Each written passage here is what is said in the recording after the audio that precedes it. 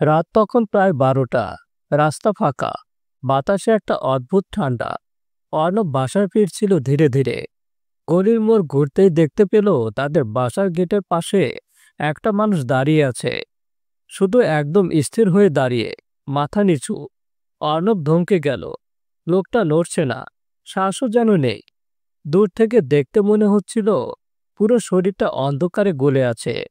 Arnab phone বের করে গেটের দিকে আলো ফেলল। আলো পড়তে লোকটা ধীরে ধীরে মাথা তুলল। মুখটা মুখটাই নেই, শুধু ফাঁপা দুটো গর্ত। আর সেই গর্ত থেকে যেন ঠান্ডা বাতাস বের হয়ে আসছিল। ফিরে যাস না। অর্ণব আতঙ্কে পেছনে হাঁটতে লাগলো, কিন্তু লোকটা নড়ল না। গেটের পাশে দাঁড়িয়ে ফিসফিস করে বলল, আমি তোর জন্য অপেক্ষা করছিলাম।